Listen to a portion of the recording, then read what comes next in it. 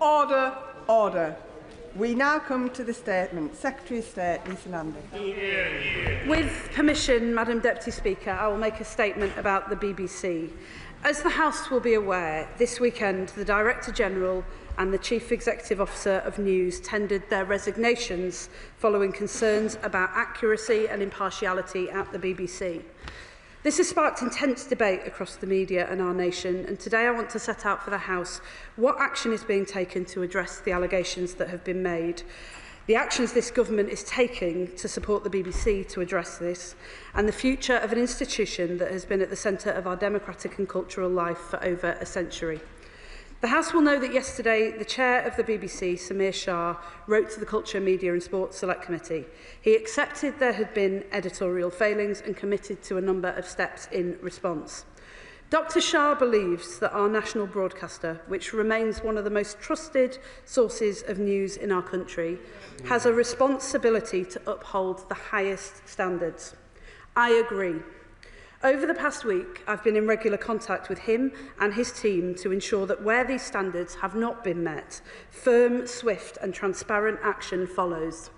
I welcome the steps that have already been set out, and I will keep the House updated as the BBC leadership grips these issues. The concerns that have been raised are serious in and of themselves, but some in this House have gone even further, suggesting that the BBC is institutionally biased. It should not be lost on us that the BBC has faced criticism from all sides for its coverage of highly contentious and contested issues, and accused of giving too much airtime to particular parties and for giving them too little. Those in this House attacking the BBC from left and right for not expressing views they agree with should consider just what is at stake. There is a fundamental difference between raising serious concerns over editorial failings and members of this House launching a sustained attack on the institution itself. Because the BBC is not just a broadcaster, it is a national institution that belongs to us all. Every day it tells the story of who we are, the people, places and communities that make up life across the UK. It projects British values, creativity and integrity to the world. It underpins our creative industries, has a footprint in our nations and regions that is unmatched by any other, and it is by far the most widely used and trusted source of news in the United Kingdom. At a time when the lines are being dangerously blurred between fact and opinion, news and polemic, the BBC stands apart. It is a light on the hill for people here and across the world. Trusted news and high-quality programming is essential to our democratic and cultural life.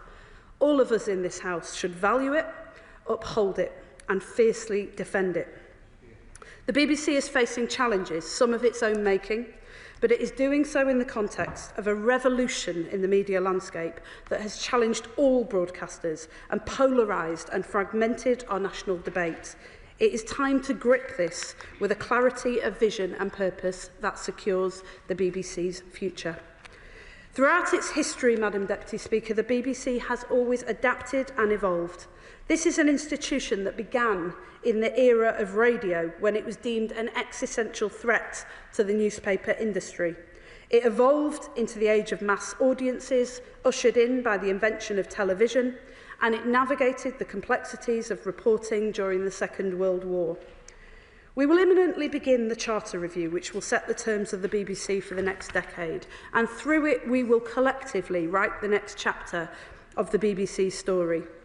Together we will ensure the BBC is sustainably funded, commands the public's trust, and continues to drive growth, good jobs, skills and creativity across every region and nation of the UK.